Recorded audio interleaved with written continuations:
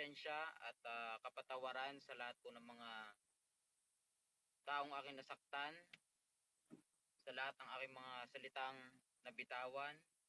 Ako po'y aminado sa aking pagkakamali.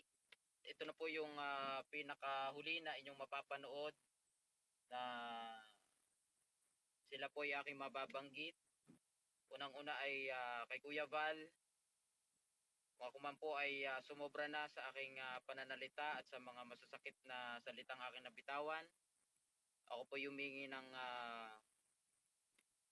kapatawaran sa inyo at sa inyong buong pamilya at sa lahat ng inyong mga taga-suporta diyan po sa Team Kalingap.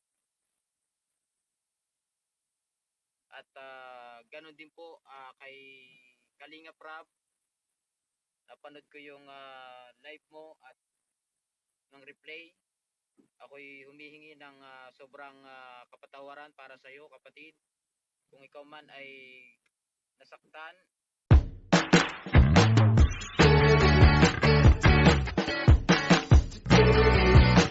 Si Kuya Jens, ano yan, reactor natin yan. Official reactor. Hello mga kalingap, magandang araw po sa inyo lahat. This is Kuya Jens and welcome back po sa ating YouTube channel. Sa mga bago lang po sa aking YouTube channel, huwag niyo pong kalimutang mag-subscribe and click the bell button para like updated sa ating mga bago upload na video. At huwag po natin kalimutan suportahan ang Team Kalingap sa panguna ni Kuya Val Santos Matubang, Ate Edna Vlog at syempre Kalingap Rob. At para suportahan din po ang aming mga kasama sa Team Kalingap. Nandyan po ang K-Boys, Kalingap Partner, Kalingap Reactor at lahat ng charity vloggers sa buong Pilipinas na tumutulong sa mga kabayan natin ng lahat may hirap. Suportahan po natin lahat, guys. So, ito na nga mga Kalingap, sa live po ni Kalingap Rob noong nakaraang gabi ay sinugod po siya or pinuntahan po ng isang anti-Kalingap na dating kasamahan din natin sa Kalingap po, mga Kalingap. Yan po ay dating Kalingap partner, Kalingap reactor ng Kalingap na umalis at nagkaroon nga rin po sila ng mga hindi magandang sagutan dati ni Kalingap Rob, ni Kuya Val. Pero sa kabila naayos na po yan. Ang alam ko parang nakapagpaliwanagan na. So, umalis na siya sa community ng Kalingap. Humingi na siya ng pasensya, paumanhin, na napanood niyo naman kanina dun sa intro. Pero, ayun nga, muling nagbabalik po mga Kalingap. At this time po mga Kalingap, ay bumalik po siya sa pang-aatake sa mga kasamahan natin sa Kalingap. And ayun nga, minsan sa atin, pupunta sa live ni Kalingap Rob. Talagang ang content pa rin niya ngayon ay Kalingap. Nagbalik po siya sa content ng Kalingap. So, yan mga Kalingap, si brother po ay nakilala natin in person, and masabi ko na isa sa mga mabait din na dating Kalingap partner na na-approach natin. Mabait po, na Kalingap partner po talaga. Pero ngayon, hindi ko maintindihan bakit ganyan yung nangyari sa kanya, na para bang sobrang laking kasalanan ng ginawa sa kanya ng Kalingap. Pero guys, ang laki din po talaga na naitulong ng Kalingap sa kanya nung una pang mga nasa Kalingap siya. Pero hindi natin alam kung bakit ganyan. Pero ayun po, sabi ni Kalingap Rob, ang mga anti-Kalingap, kahit po antayan, since Kalingap yung content, Kalingap pa din yan. Pero nung nakaraang gabi, napagpunta niya sa live ni Kalingap Rob, meron nga siyang mga kinoment, at dito nagkaroon nga din sa kanya ng hamon si Kalingap Rob. So ito, papanoorin po ninyo mga Kalingap. Hoy Kapeso, at huwag ka demanding dyan. Ha? Bakit po? Andito ba si Kapeso? Gawan mo YouTube channel ang mga beneficiaries mo para mas matulungan nila ang sarili nila through vlogging. Huwag mo i-discourage sa halip na encourage mo. Gagawan ko sila ng YouTube channel kung alis na kayo sa Kalingap. Kung wala nang anti-Kalingap. Deal? Deal tayo. Gagawan ko ng YouTube channel sila kung wala nang anti-Kalingap. Ay, sigurado pag may YouTube channel niyan, hahanapan nyo na naman ng butas yan. E di, paldo na naman kayo sa pag-reaction niyan. Diba? Payag. Gagawan ko talaga ng YouTube channel yan. Kasi wala nang anti-Kalingap. Na tayo, payapa na. Wala nang maghahanap ng mga butas. Wala nang diba? Saka, unang-una, binlag natin sila, hindi para gawa ng channel, diba?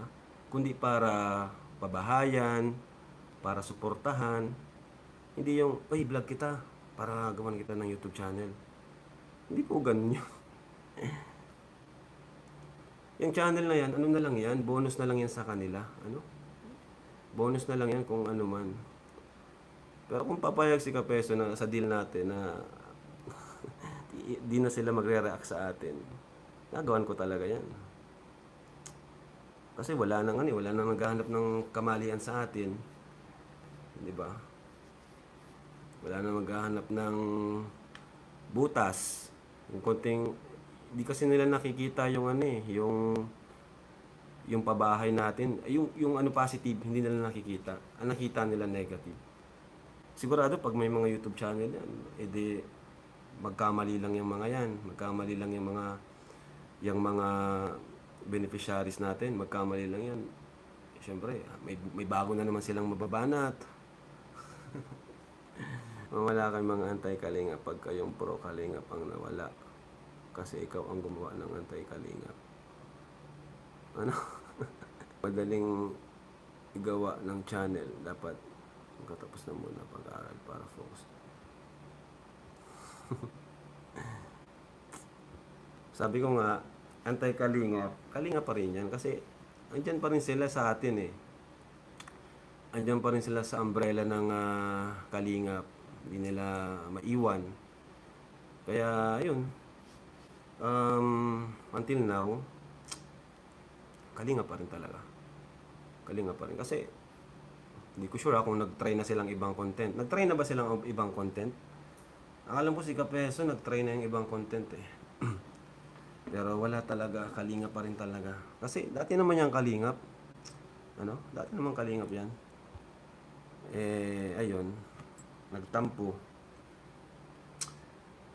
Nagtampo, yun. Ano na? Nagkaroon ng supporters. Di lumakas yung loob, di ba?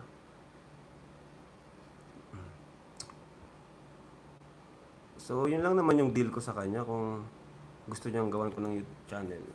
O, huwag nila tayong reaksyonan, no? Huwag nila tayong i-topic.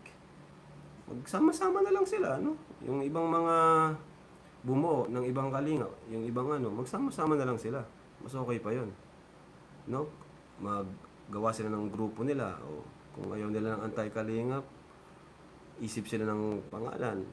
Bawa, kung kami ay kalingap, sila ay ano ba? Ano bang pwede? Katulong. Kaibigan. Ganun.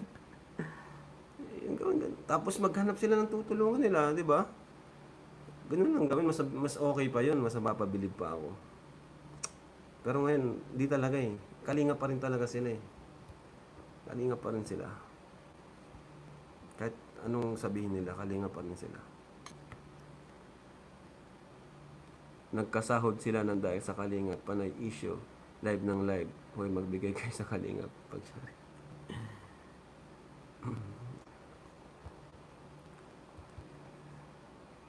Nawala si Kapeso. Ang bira. Gulat ako kay Kapeso, pumasok ka. Ayun tuloy. Kangipin. Ang bira. Pero ganun lang naman sa akin. Ako naman ay, hindi naman ako yung makikipag, yung personalan ba. Lang, kung ano lang yung konteksto, kung ano yung argumento, dun lang tayo. So, kung request mo, gawa ng YouTube channel, yung mga beneficiaries ko, edi, pwede mong simulan yan. Hanap ka ng beneficiaries, gawan mo ng YouTube channel. O, ganun na lang. Kung ayaw mo nung first deal ko, kung ayaw mo nung unang deal ko sa'yo, ito na lang second deal ko. Hanap ka ng beneficiary mo din, gawan mo ng YouTube channel.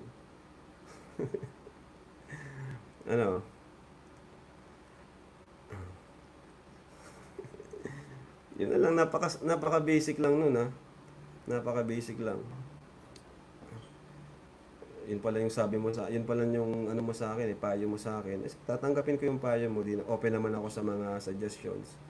Sa mga viewers ko nga, ako eh. Kaya nga nakipag-usap tayo. Pero gawin mo muna sa sarili mo. Hanap ka ng beneficiary mo, then gawan mo ng YouTube channel. Basic eh. Basic.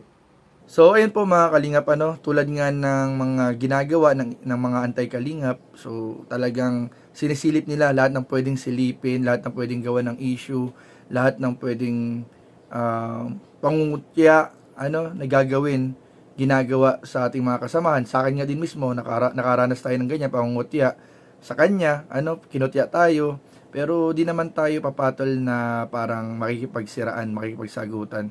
So, kung ganyan yung ginagawa niya, kung masaya siya sa ginagawa niya ngayon sa ganyan, hayaan na lang natin siya mga kalinga. Pero, ayun nga, nakapanghinayang lang din talaga na yung dating magandang pagkakakilala mo dun sa tao, na ang ganda ng approach dati, ang ganda ng makipag-usap, ay parang, alam niyo yun, nasayang po yung mga dating mga pinagsamahan na magandang pagkakaibigan.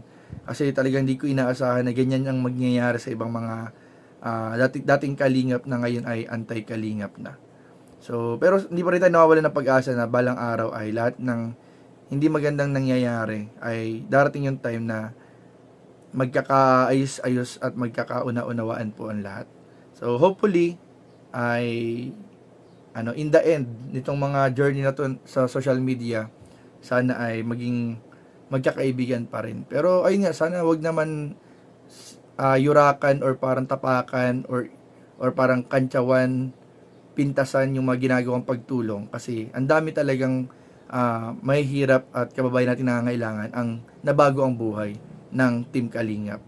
Kaya ayun lang naman, sana ay ayun nga yung hamon nga ni Kalingap Rab mag-charity na lang din sana sila kaysa naninira ng community. So, yun lamang po mga kalingap. Kayo po ano po masasabi po ninyo mga kalingap. Comment down below kung ano po inyo masasabi. So, yun lamang po. God bless you. Loves you. Bye-bye.